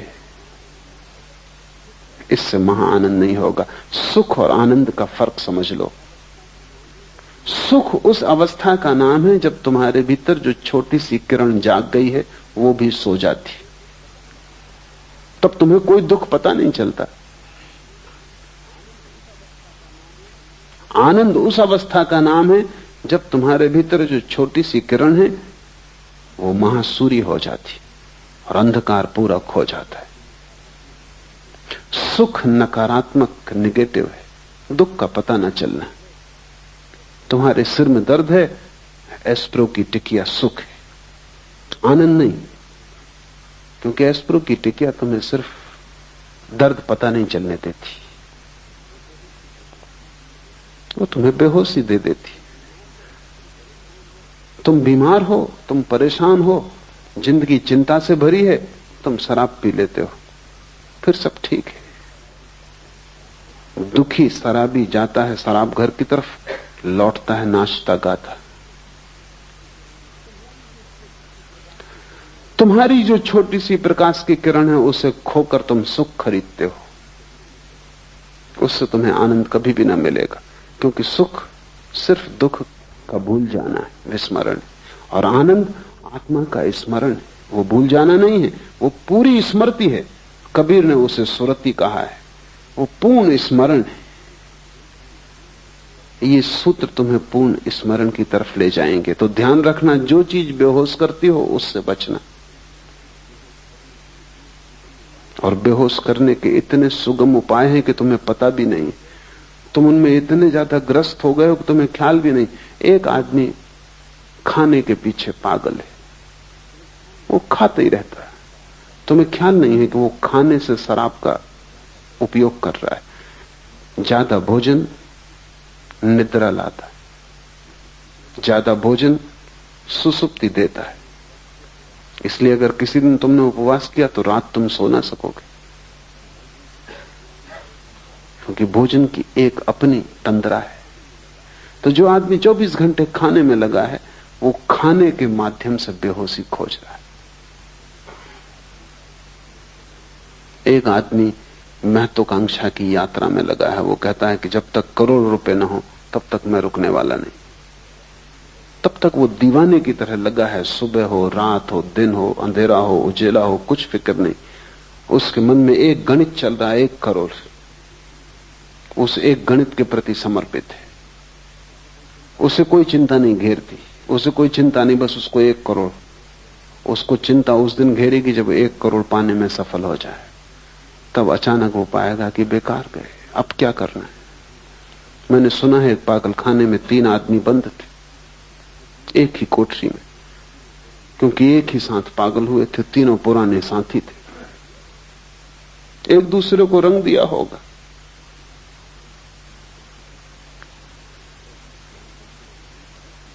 एक मनोवैज्ञानिक उनका अध्ययन करने आया था, तो उसने पागल खाने के डॉक्टर को पूछा कि इसमें नंबर 1 की क्या तकलीफ है। उसने कहा, ये नंबर 1 एक रस्सी में लगी हुई गांठ को खोलने का उपाय कर रहा था और खोल नहीं पाया, उसी में पागल हुआ। और ये दूसरा क्या कर रहा था कि ये भी वही गांठ खोल रहा था रस्सी में लगी, और खोलने में सफल हो गया और इसीलिए पागल हुआ। वो मनोवैज्ञानिक थोड़ा हैरान हुआ। उसने कहा, ये तीसरे सज्जन? उसने कहा, ये वो सज्जन है जिनने गांठ लगाई थी।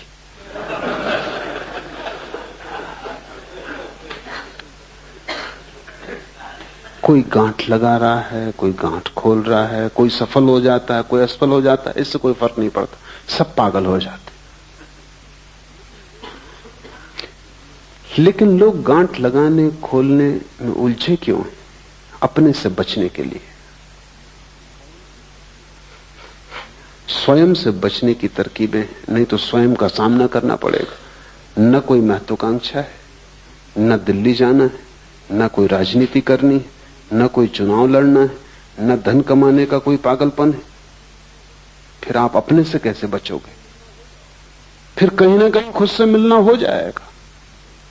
वो भय कि कहीं खुद से मिलना ना हो जाए, उससे हाथ पैर कपते।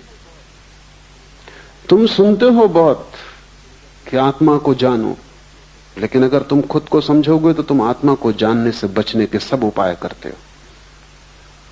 कहते हैं बुद्ध पुरुष कि आत्मा को जानने से महा आनंद की वर्षा होती, अमृत बरसता है। कबीर कहते हैं कि बादल गरजते हैं अमृत के और अमृत बरसता है। लेकिन ये घटना बहुत अंत में घटती है, पहले तो बहुत दुख से गुजरना पड़ता है।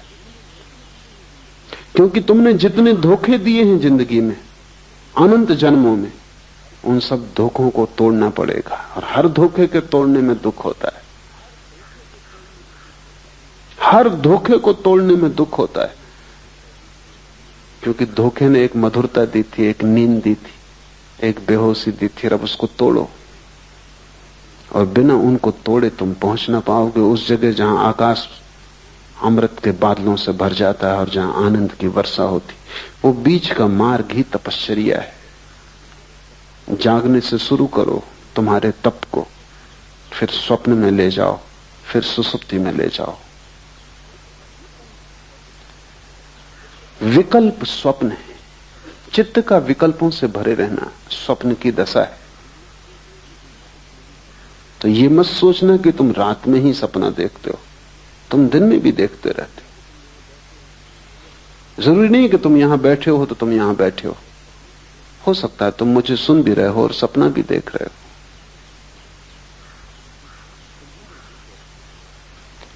तुम्हारे भीतर 24 घंटे एक अंतर्धारा सपने की चलती रहती।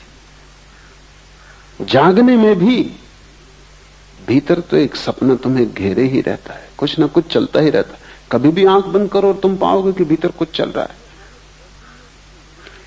यह हालत ऐसी है जैसे दिन में, रात में तो आकाश में तारे दिखाई पड़ते हैं, दिन में दिखाई नहीं पड़ते क्योंकि सूरज के प्रकाश में ढक जाते। इससे तुम ये मत समझना कि खो जाते, वो अपनी जगह है, खोएंगे कहां, जाएंगे कहां।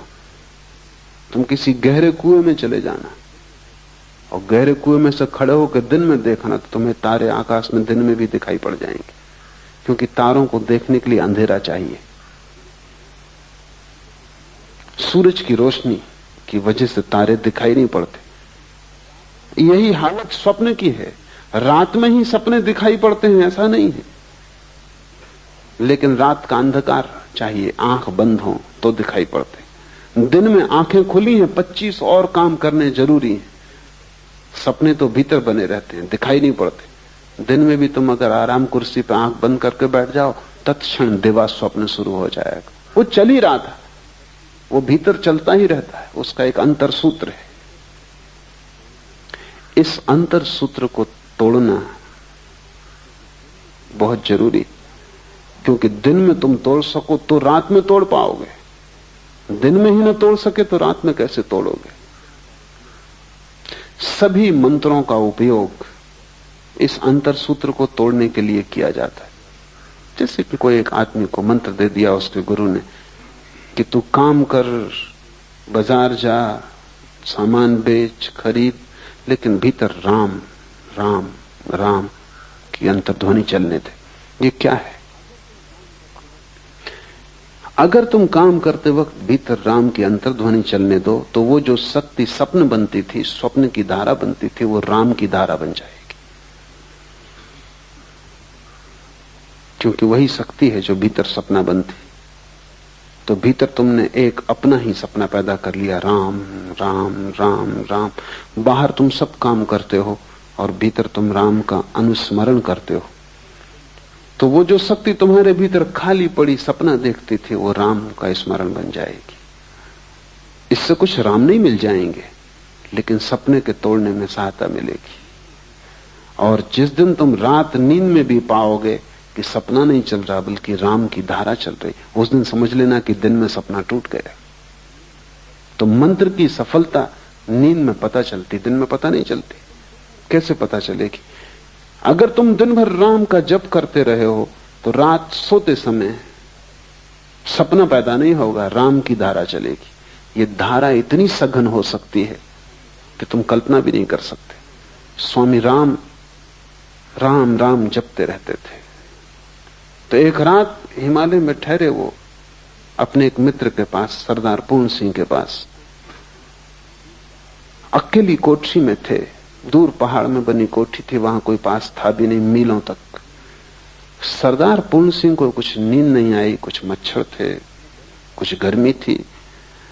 तो वो बड़े हैरान हुए कि राम राम राम की आवाज चल रही कोठरी में। स्वामी राम तो सो गए। तो वो उठे, थोड़ा भय भी लगा कि यहां कोई तीसरा आदमी तो है नहीं, और ये राम की आवाज। तो दिया लेके सब तरफ देखा है, बाहर कोई भी नहीं है। कमरे में फिर आए तो और हैरानी हुई कि बाहर आवाज कम सुनाई पड़ती, कमरे में ज्यादा सुनाई पड़ती। और जैसे राम की खाट के पास पहुंचे तो आवाज और ज्यादा सुनाई पड़ने लगी। तो उन्होंने दिए से राम को देखा कि कहीं वो जाग के राम का स्मरण तो नहीं कर रहे हैं। तो वो तो गहरी नींद में सो रहे हैं, गर्राटा आ रहा। तो वो बहुत हैरान हुए, करीब आके बैठ गए, कान लगा के सुनने लगे। पूरे शरीर के रोए रोए से राम की आवाज आ रही।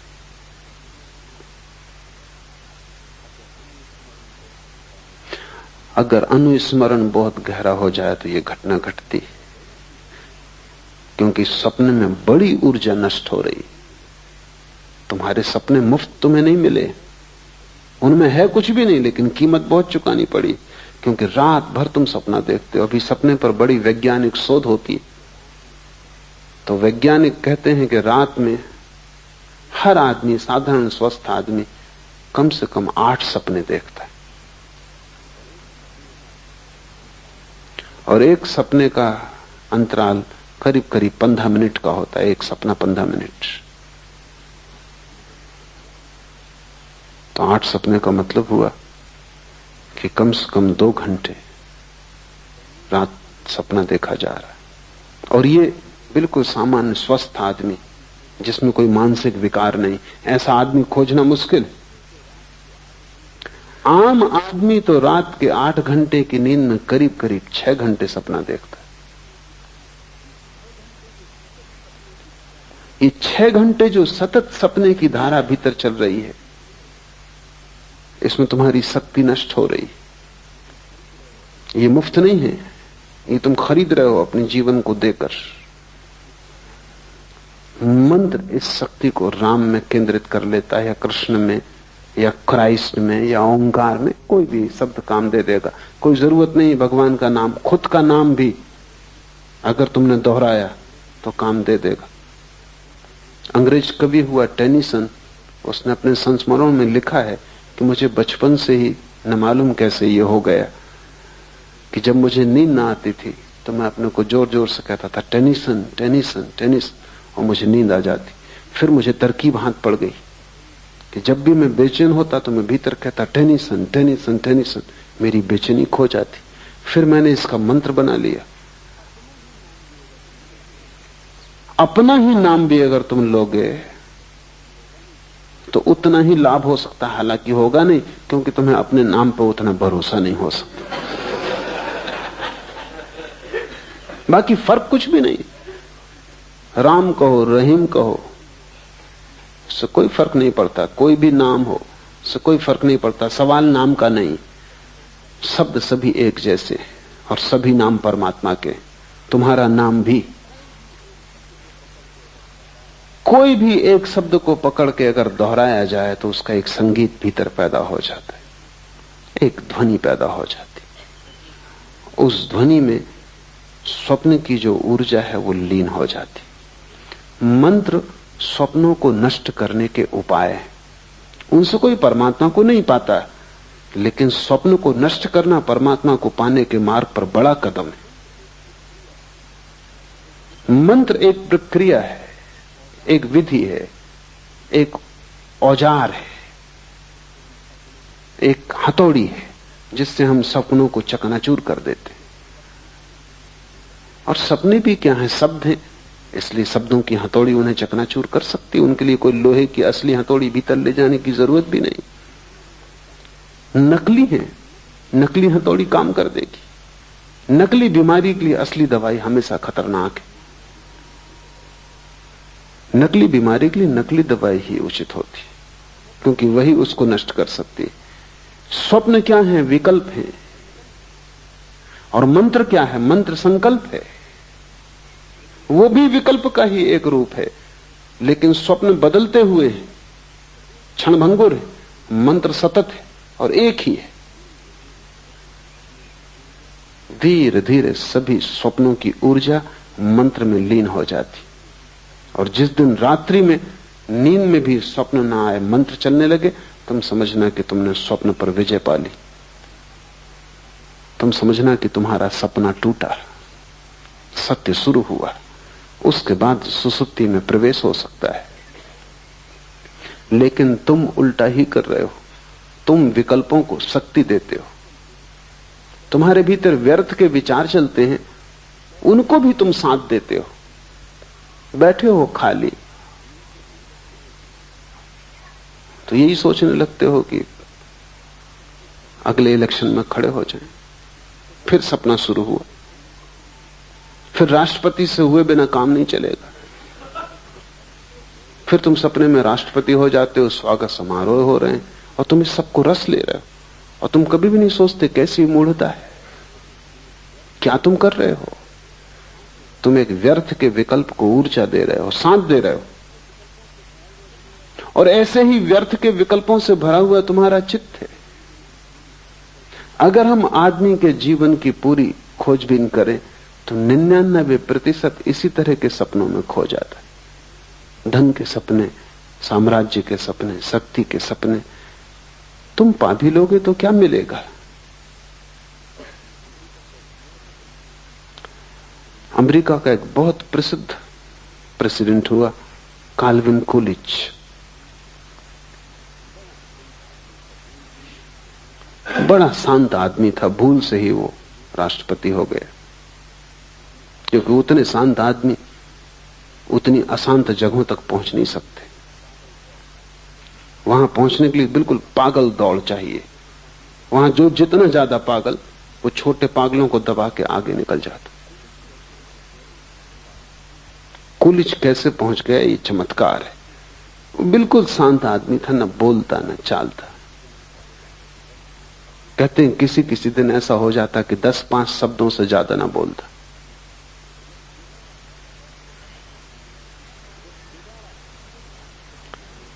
जब दोबारा फिर राष्ट्रपति के चुनाव का समय आया तो मित्रों ने कहा कि तुम फिर खड़े हो जाओ। उसने कहा कि नहीं। उन्होंने कहा कि क्या बात है, पूरा मुल्क राजी है तुम्हें फिर से राष्ट्रपति बनाने को। उसने कहा अब नहीं, एक बार भूल हो गई, काफी। पहुंच के कुछ भी न पाया। अब 5 साल और खराब मैं न करूंगा। और फिर राष्ट्रपति के आगे बढ़ती का कोई उपाय भी नहीं है। जो रह चुके, अब उसके आगे जाने की कोई जगह भी नहीं है। जगह होती आगे तो शायद सपना बना रहता। इसलिए तुम्हें पता नहीं, जो लोग सफल हो जाते हैं सपनों में, उनसे ज्यादा असफल आदमी खोजना मुश्किल है। क्योंकि सफलता के आखिरी कगार पर उन्हें पता चलता है जिसके लिए दौड़े, भागे, पा लिया, यहां कुछ भी नहीं है। यद्यपि अपनी मूढ़ता छिपाने को वो पीछे जो लोग अभी भी दौड़ रहे हैं उनकी तरफ देख कर मुस्कुराते रहते हैं, हाथ हिलाते रहते, विजय का प्रतीक बताते रहते। वो हार गए और विजय का प्रतीक बताते रहते हैं जो पीछे ना समझ अभी और दौड़ रहे हैं। अगर दुनिया के सभी सफल लोग ईमानदारी से कह दें कि उनकी सफलता से उन्हें कुछ भी ना मिला है, तो बहुत से व्यर्थ सपनों की दौड़ बंद हो जाए। लेकिन ये उनके अहंकार के विपरीत है कि वो कहें उन्हें कुछ भी नहीं मिला। पीछे तो वो यही बताते रहते हैं कि उन्होंने परम आनंद पा लिया है। वो जिसकी पूंछ कट गई हो वो दूसरों की पूंछ कटवाने का इंतजाम करता रहता, अन्यथा पूंछ कटा अकेला होगा तो बड़ी गिलानी होगी। सबकी कट जाए।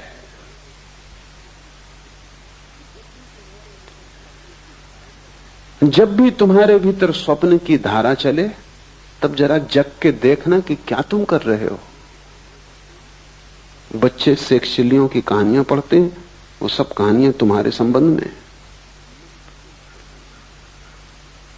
मन शेक्सपियर है और जब तक तुम स्वप्न देखते हो तब तक तुम शेक्सपियर रहोगे। शेक्सपियर का मतलब है व्यर्थ के सपने देख रहा है और उन सपनों को सच मान रहा है।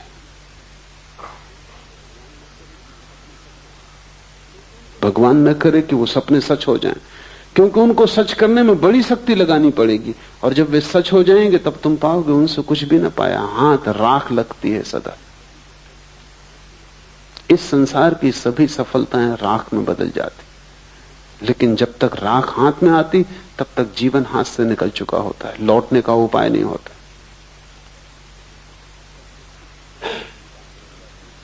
और तब तो सिर्फ छिपाने की बात रह जाती है कि लोगों से छिपा लो कि तुम्हारा जीवन व्यर्थ नहीं गया, तुम बड़े सार्थक हो गए हो, तुमने कुछ पा लिया है। विकल्प ही स्वप्न है, इन विकल्पों को शक्ति मत देना।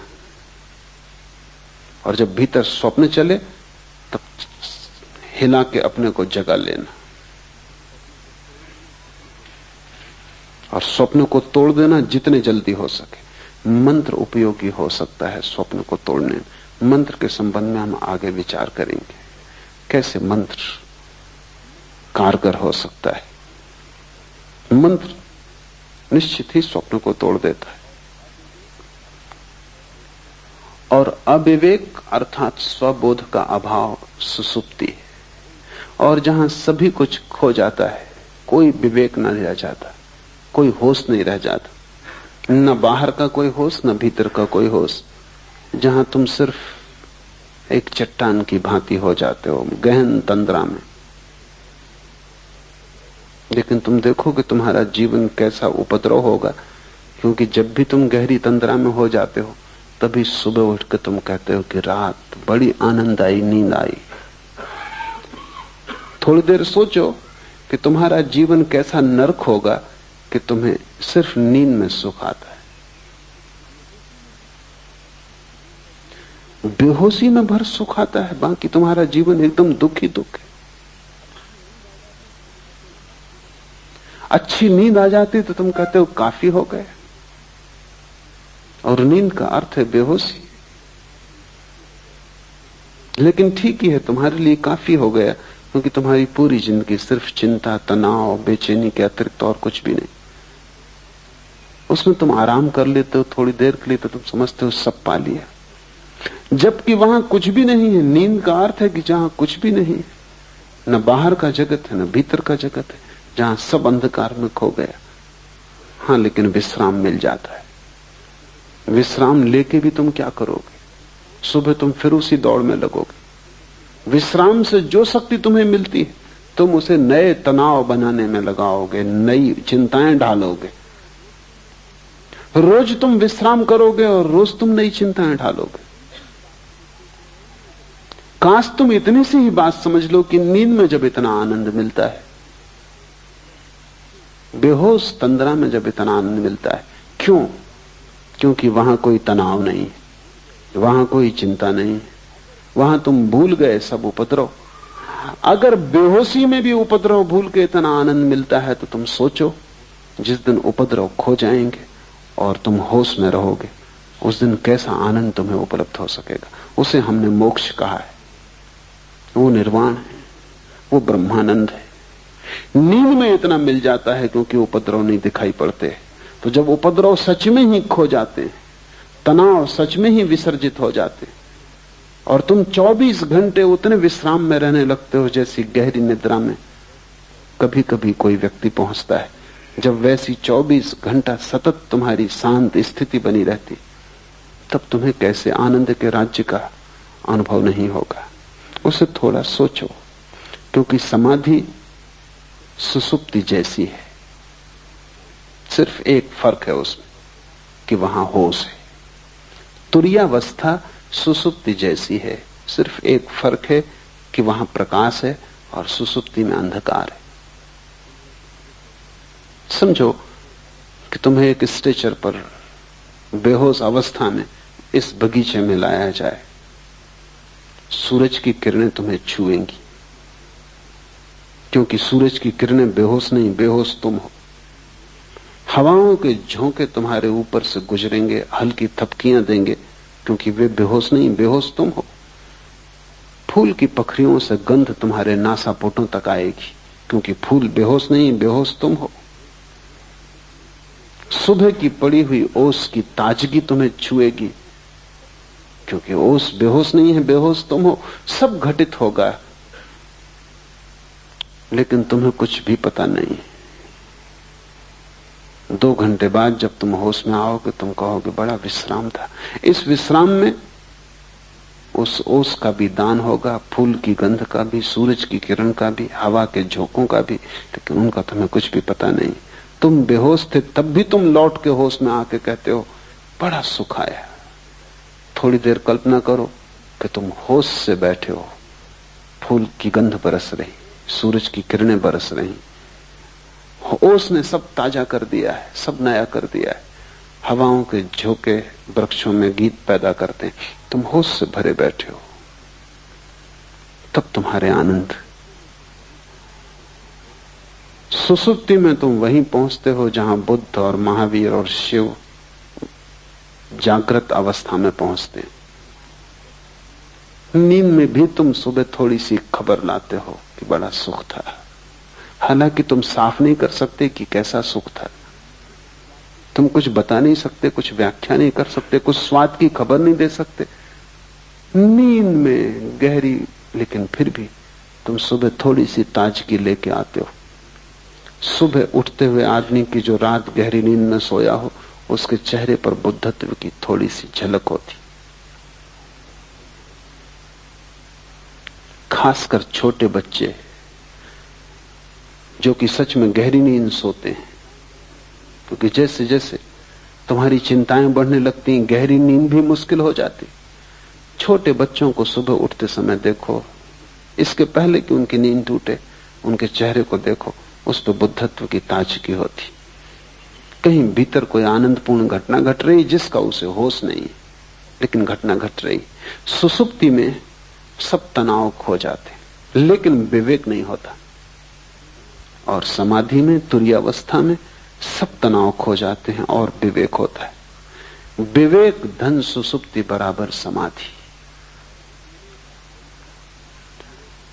और तीनों का भोक्ता वीरेश कहलाता है। जागृत को, स्वप्न को, सुसुप्ति को, तीनों का भोक्ता, तीनों से जो पृथक है, तीनों से जो अन्य है, तीनों से जो गुजरता है, तीनों को जो भोगता है लेकिन तादात्म्य नहीं करता, जो तीनों के पार जाता है लेकिन अपने को अन्य मानता है, तीनों से भिन्न जो है वही वीरेश है। वीरेश का अर्थ है वीरों में वीर है, महावीर है। वीरेश शिव का एक नाम है। हमने महावीर उन्हीं पुरुषों को कहा जिन्होंने समाधि पा ली। हम महावीर उसको नहीं कहते जो गौरी शंकर पर चढ़ गया। ठीक है, साहस किया, लेकिन गौरी शंकर कोई आखिरी ऊंचाई नहीं है। हम महावीर उसको भी नहीं कहते जो चांद पर पहुंच गया। साहस किया, लेकिन चांद पर पहुंचना कोई आखिरी मंजिल नहीं। हम तो वीरेश उसे कहते हैं, महावीर उसे कहते हैं जिसने आत्मा को पा लिया, जिसने परमात्मा को पा लिया। क्योंकि परमात्मा से और ऊंचा गौरी शंकर कहां, और परमात्मा से और आगे मंजिल कहां। जिसने आखिरी पा लिया, हम उसी को महावीर कहते हैं। उससे कम पर हम राजी नहीं है, क्योंकि चांद पे पहुंच के क्या होगा। चांद पे पहुंच के सिर्फ और आगे पहुंचने के रास्ते खुलते हैं। अब मंगल पे पहुंचना होगा। मंगल पे पहुंच के क्या होगा, अनंत विस्तार है। हम महावीर उसे कहते हैं जो वहां पहुंच गया जिसके आगे अब पहुंचने को कोई जगह ना बची। और क्यों कहते हैं महावीर उसे? क्योंकि उससे बड़ा कोई दुस्साहस नहीं। स्वयं को पा लेने से बड़ा कोई दुस्साहस नहीं, उससे बड़ी कोई साहसिक अभियान नहीं है। क्योंकि उसके मार्ग पर जितनी कठिनाइयां हैं उतनी कठिनाइयां किसी मार्ग पर नहीं। उस तक पहुंचने में जितनी तपश्चर्या से तुम्हें गुजरना पड़ेगा और कहीं पहुंचने में वैसी तपश्चर्या से नहीं गुजरना पड़ता। स्वयं की यात्रा सबसे दुर्भर यात्रा है। वो खडक की धार है। शायद इसीलिए तुम स्वयं से भागे हुए हो और संसार में अपने को यहां वहां उलझा रहे हो। शायद इसी कारण आत्मज्ञान की बात मन को पकड़ती भी है, फिर भी तुम हिम्मत नहीं जुटाते। कहीं कोई डर पकड़ लेता है। कठिन है, अकेले जाना होगा। सबसे बड़ी कठिनाई तो यह है कि दुनिया में सब जगह तुम किसी के साथ जा सकते हो, सिर्फ एक जगह है जहां तुम्हें अकेले जाना होगा। वहां पत्नी साथ ना होगी, भाई साथ ना होगा, मित्र साथ ना होगा, गुरु तक भी वहां साथ नहीं हो सकता, सिर्फ इशारा कर सकता है। बुद्ध ने कहा है, बुद्ध इशारा करते, जाना तुम्हें होगा। और अकेले होने में डर लगता है। और चारों तरफ इतने लोग हैं, इतने सपने हैं, सपनों में कई तो बड़े मधुर सपने हैं, उनमें बड़ा रस है। उन सबको तोड़कर, इस सब सपने के जाल को गिराकर सत्य की यात्रा पर थोड़े से दुर्लभ लोग निकलते हैं। उनमें से भी बहुत से बीच यात्राओं से वापस लौट आते। लाखों में एक उस यात्रा पर जाता है, क्योंकि बड़ी कठिन है, और लाखों जाते हैं, उनमें से कोई एक पहुंच पाता है। इसलिए हमने उस अवस्था को वीरेश कहा है। 3 के पार जो चौथा तुम्हारे भीतर छिपा है, वही गौरी शंकर है, वहीं पहुंचना है। और पहुंचने का रास्ता यह है कि तुम जागने में और जागो।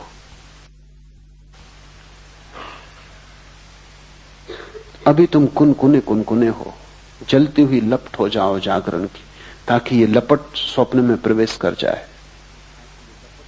स्वप्न में भी जागो ताकि स्वप्न टूट जाएं। स्वप्न में इतने जागो कि जागने की एक किरण सुसुप्ति में भी पहुंच जाए। बस जिस दिन तुम सुसुप्ति में दिया लेके पहुंच गए, तुमने वीरेश होने का द्वार खोल लिया, तुमने मंदिर पर पहली दस्तक दी। अनंत आनंद है,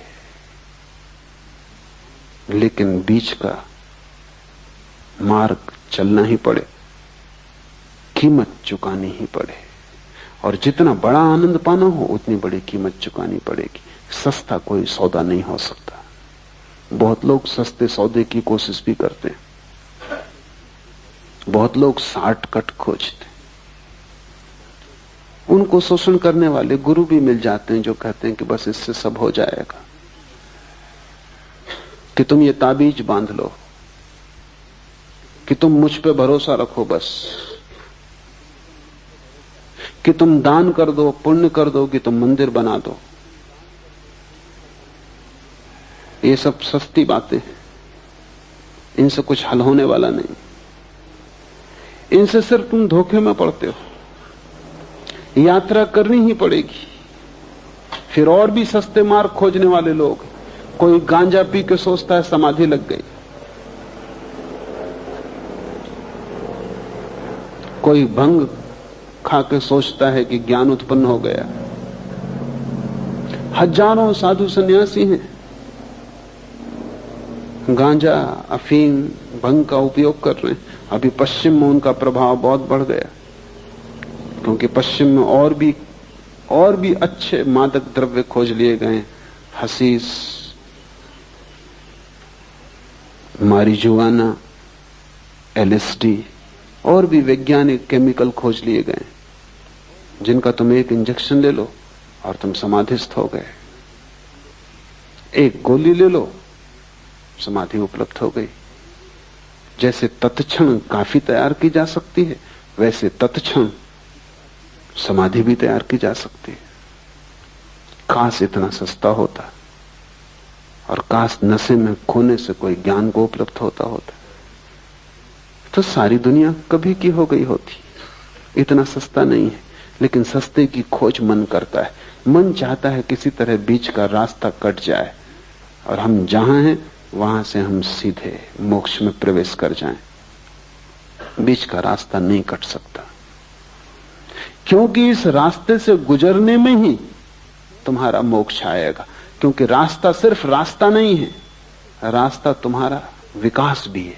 यही तकलीफ है। बाहर तो हो सकता है लंदन से हवाई जहाज उठता है, सीधा बंबई उतर जाए, बीच का रास्ता काट दिया। लेकिन लंदन से जो आदमी बैठा, वो बंबई में वही आदमी उतरेगा जो लंदन से बैठा था। कोई दूसरा आदमी नहीं उतर सकता, उसमें कोई विकास नहीं हुआ। ये यात्रा बाहर की है, लेकिन तुम जहां हो यहां से मोक्ष में उतरने का कोई हवाई यात्रा नहीं हो सकती। और जो भी कहते हैं हो सकती, वो धोखा देते। क्योंकि ये यात्रा एक बिंदु से दूसरे बिंदु की यात्रा नहीं है, एक जीवन स्थिति से दूसरे जीवन स्थिति में प्रवेश है। बीच के मार्ग से गुजरना ही होगा, क्योंकि उस गुजरने में ही तुम निखरोगे, जलोगे, बदलोगे। उस गुजरने की पीड़ा से ही तुम्हारा विकास होगा। वो पीड़ा अनिवार्य है, उस पीड़ा से गुजरे बिना कोई वहां नहीं पहुंच सकता। और तुमने अगर कोई संक्षिप्त रास्ता खोजा तो तुम सिर्फ अपने को धोखा दे रहे हो। पश्चिम में संक्षिप्त की बड़ी तलाश है, इसलिए महेश योगी जैसे व्यक्तियों का बड़ा प्रभाव है। उस प्रभाव का कुल कारण इतना कि वो कहते हैं कि हम जो कह रहे हैं ये जेट स्पीड है। हम जो कह रहे हैं ये छोटा सा जो मंत्र है, रोज 15 मिनट कर लेने से तुम सीधे पहुंच जाओगे। कुछ और करने की जरूरत नहीं। न तुम्हारे आचरण को बदलने की जरूरत है, न तुम्हारे जीवन को बदलने की जरूरत है, न तुम्हें कुछ खोना है बाहर की दुनिया में। कुछ करना नहीं है, बस तुम्हें बैठ के 15 मिनट विश्राम करके ये मंत्र का जाप कर लेना। बस ये मंत्र सब कुछ है। मंत्र कीमती चीज है पर सब कुछ नहीं। और मंत्र से सपने काटे जा सकते हैं, सत्य नहीं मिलता। सपना काटना सत्य के मिलने के मार्ग पर एक हिस्सा है। लेकिन मंत्र कोई दोहरा के कोई समझता हो कि सब हो गया, कि कोई माला फेर के समझता हो कि सब हो गया, तो वो बचकाना है। वो भी योग्य भी नहीं है, समझ के भी योग्य नहीं, पहुंचने की तो बात दूर है। दूभर है मार्ग, उस दूभर से गुजरना होगा। और इसलिए ये सूत्र कहता है उद्यम चाहिए, इतनी महान प्रयत्न करने की आकांक्षा चाहिए, अभीप्सा चाहिए कि तुम अपने को पूरा दांव पर लगा दो। मोक्ष खरीदा जा सकता है, लेकिन तुम अपने को पूरा दांव पर लगा दो तो ही, इससे कम में नहीं चलेगा। कुछ और तुमने दिया वो देना नहीं है, वो कीमत नहीं चुकाई तुमने। अपने को पूरा दे डालोगे तो ही कीमत चुकती है और उपलब्धि होती है। आज इतना ही।